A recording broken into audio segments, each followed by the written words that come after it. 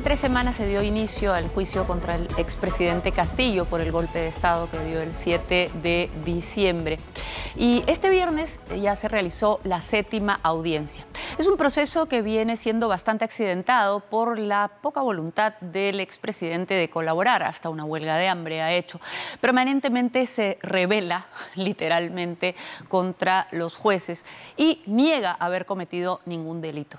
Lo mismo hace la que fue la presidenta del Consejo de Ministros, Betsy Chávez. Pero lo cierto es que ya empezaron a desfilar testigos que dan cuenta de hechos totalmente contrarios a la ley y la Constitución que sí hizo el expresidente Castillo.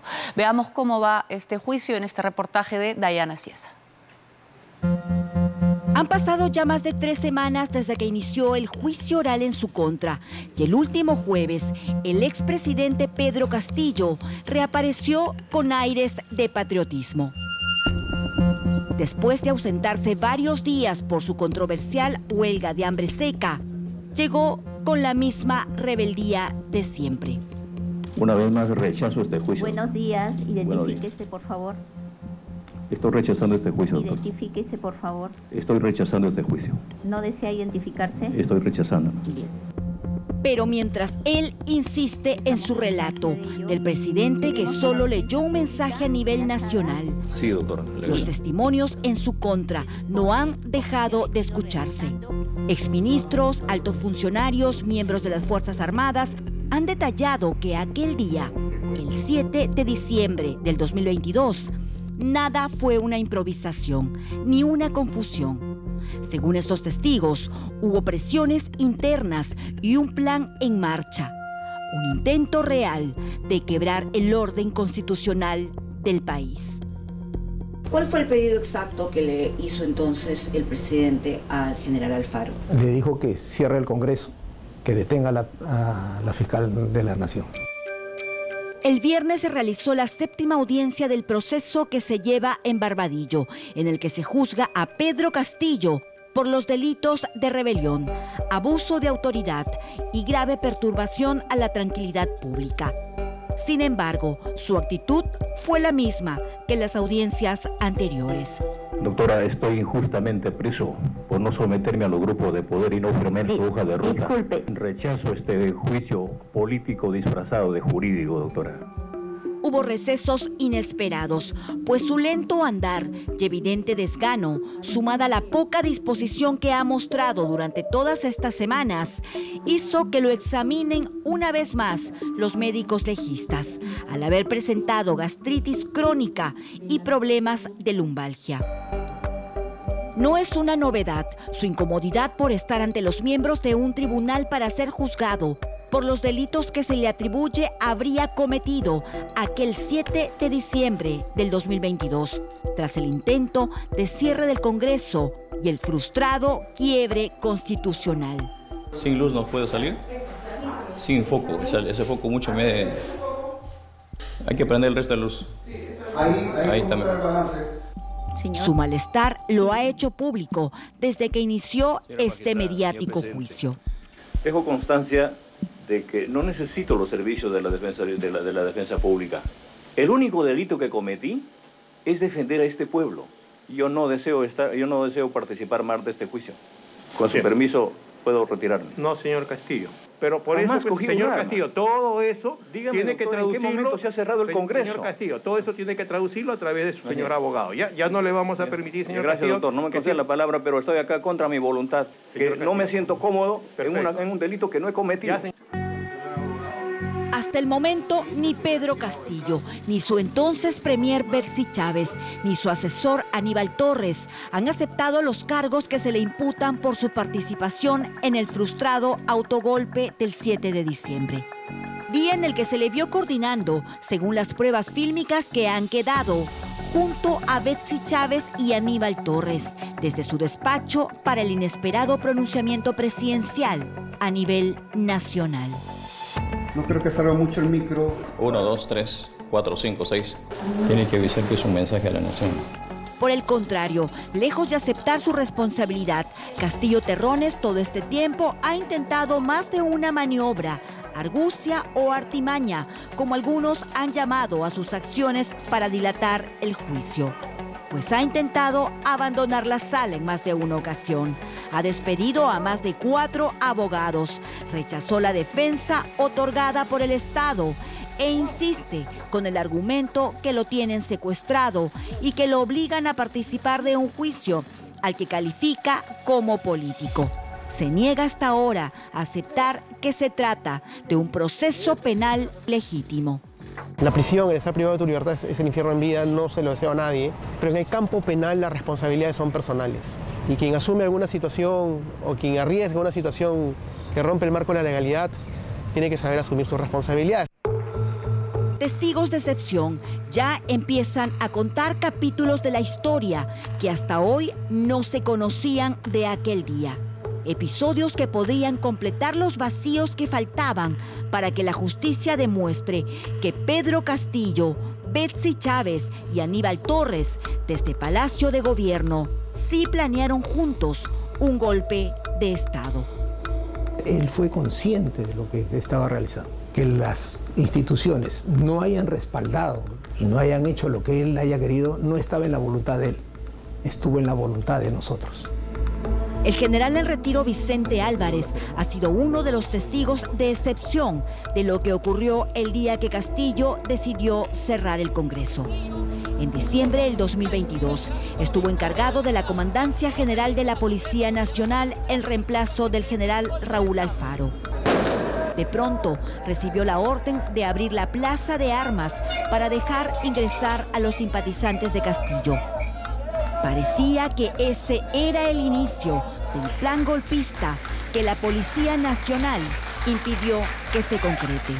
¿Qué hubiese significado que ustedes acaten esa orden y dejen pasar a toda esta gente a la plaza? Lo primero, que iba a haber una grave alteración del orden público, una grave amenaza, porque no se podía controlar a las personas que estuvieran. Eso era antes del mensaje. Inicialmente, esa fue la orden de Pedro Castillo, que se dejara ingresar. ¿Usted se imagina que hubiese sido si estuviera llena la plaza de armas y de ahí se da el mensaje? Nos colocamos en una posición de no acatar esa orden porque sencillamente no era factible, no era posible.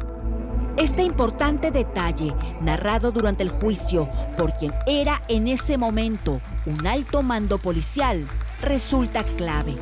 Lo que no pensó y lo que él le falló en sus cálculos, al igual que las personas que estarán detrás de él, que los comandantes generales y la Policía Nacional, como las Fuerzas Armadas, no teníamos ambición de poder, y mucho menos nos vendemos por un plato de lentejas.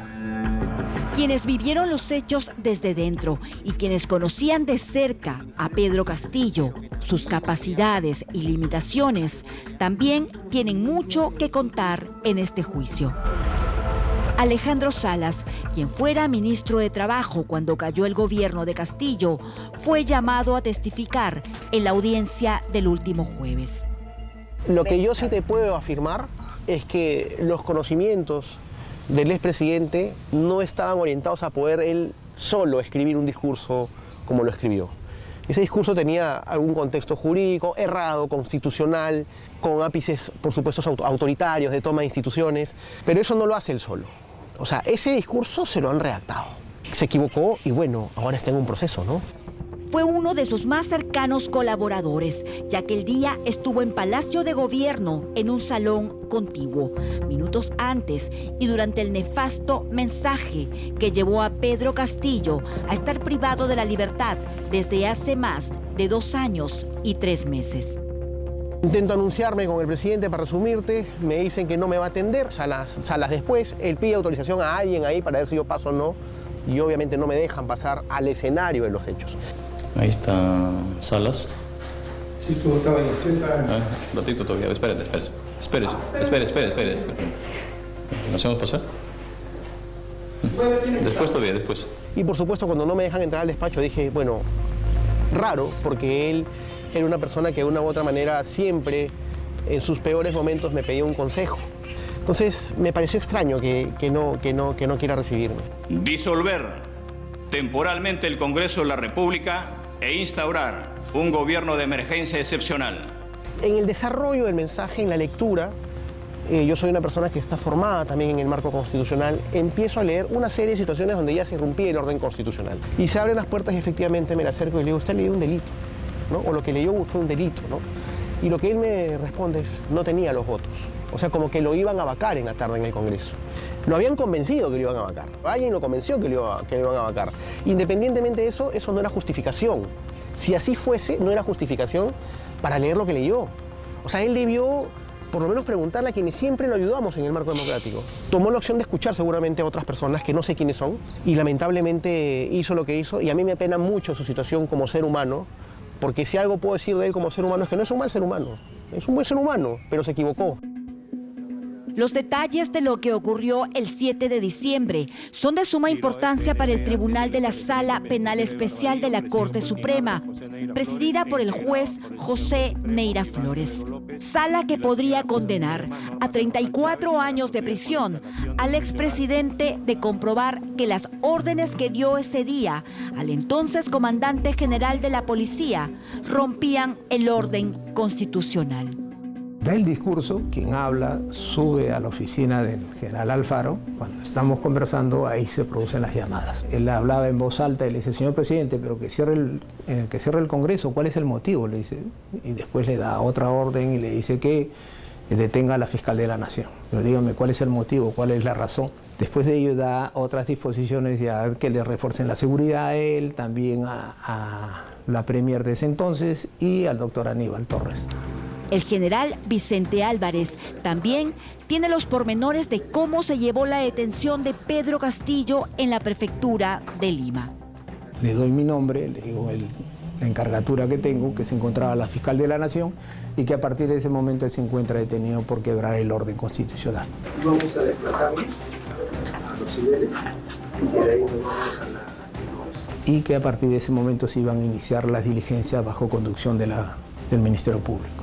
Le pregunté si es que tenía alguna observación, algo en contra, el señor Pedro Castillo me dijo que no. En este juicio ya declararon el ex jefe del Comando Conjunto de las Fuerzas Armadas, Manuel Gómez Latorre, los comandantes generales de las 3 instituciones castrenses, además de otros exministros de Castillo, como Gustavo Bobbio, entre otros. Información que recogen los magistrados para armar poco a poco el rompecabezas de delitos que habrían cometido estos ex altos funcionarios del Estado, aunque ellos se aferran a desconocerlos. ¿Acepta usted los cargos formulados por la Fiscalía? No los acepto porque son absolutamente falsos, como los probé. Rechazo absolutamente los cargos falsos del Ministerio Público. Quisiera decir al Perú y al mundo ¿Brinda usted de que su consentimiento estoy siendo sometido a una tortura. Yo estoy muy mal de salud. El mensaje era claro, el autogolpe. ¿Por qué no prosperó? ¿Por qué no se consumó? No es porque Pedro Castillo no quisiera, es porque las Fuerzas Armadas y la Policía Nacional no respaldaron eso. Aún faltan más testigos que podrían seguir entregando contundentes datos, así como el material fílmico que perennizó aquel 7 de diciembre. Fecha que sin duda ni Pedro Castillo ni sus alfiles Betsy Betsabe Chávez Chino y Aníbal Torres Vázquez olvidarán.